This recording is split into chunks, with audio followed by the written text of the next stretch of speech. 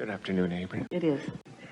I've been doing really good with manifestations in conjunction with synchronicities, and I want to share with you. Manifestations are all about timing, and timing and synchronicity, that's the perfect So it's combination one and the of words. same? Yes, Okay. it is. I want to share some things with you, some specifics. And we want to throw one more Sure, word in, and then yeah. we won't interrupt again until Take your you've time. spilled it. The other word is cooperative components. Cooperative components, timing, synchronicity, it's all the same. And I do all your principles, Abraham, to the best of my ability. And I do the appreciation, like you say, instead of gratitude, the appreciation. And I do what's like an appreciation prayer every morning, and I goose it up, as you say, where I really get feeling behind it. And I'll just pick some random things, like how much I just love kangaroos in Australia. And then that day, I'll see pictures of kangaroos, like on cars. And like, I'll say how We much. have to tell you a kangaroo story. Speaking of synchronicity. Sure. So Esther is in Australia in a carload of people, and someone in the car says, "So where's the kangaroos?" And the driver of the car says, "Kangaroos don't just go hopping down the street." But then one did. Were you in Australia? Yeah, then one did. That's amazing. And like, for example, when you always said to cherish the miracles that are all abound. And for example, I love dragonflies. So I'll thank in the morning with my prayers on my knees with so much joy about dragonflies and how they've been on this earth as a species for 300 million years. And I say, you know, I love all the different colors. I'd love to see a blue one or a white one or purple. And then that day I'll see that exact color. All right. And wait till you hear this. I was in a supermarket and I was going to get some sneakers, and there was a lady coming out from a shop, right? And she said, "What is that? What is that?" A dragonfly right up to my nose. You can't miss it. My nose, it's here.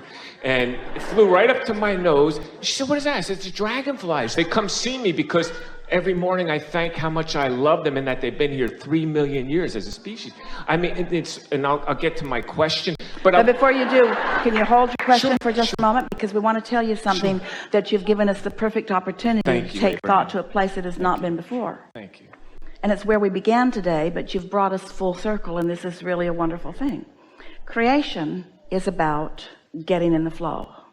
And we began today by talking about the law of attraction and about the path of least resistance. So now think about thought paths.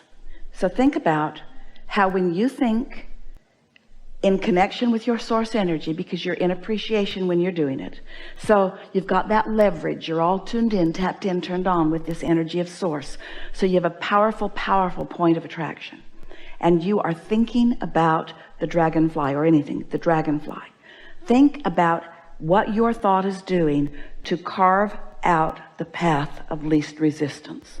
Can you see how that thought just creates the pathway that makes it not just logical but absolute, that dragonfly or many would find their way into your experience because you've carved out the path? Did you hear us?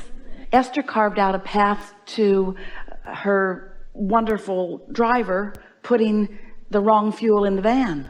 She carved out that path, not meaning to, not wanting to, but she was part of the process, and so was he. That's what your power of influence is. You are carving out paths all of the time.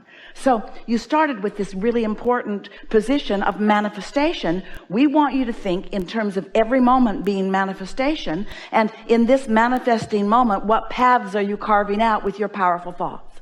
If you want dragonflies, think about them. You carve a path and they come to you. Doesn't matter what you want, carve the path. But when you carve the path of its absence, when you carve the path of its blockage, when you carve the path of it not coming, you've carved that path too. You get what you think about. You are path carvers. Stay there for a moment and feel that. Feel the importance of that. You create your own reality, and this is how. You wonder how you turn thoughts to things. That's how you do it. You turn thoughts to things by thinking the thoughts that carve the path, that they allow the things to move to you, to evolve through the path into your experience. That's how it works. That's how thoughts turn to things, by you carving out the path. So if you want to know why the things are in your experience, you carved a path. If you want to know why people behave to you the way they do, you carved a path. You want to know why you're disrespected? You carved the path. You want to know why you're respected? You carved the path. You want to know why funny things occur to you? You carved the path. You want to know why you feel bad? You blocked the path you carved. You asked for it, but now you're not letting it in. You see what we're getting at?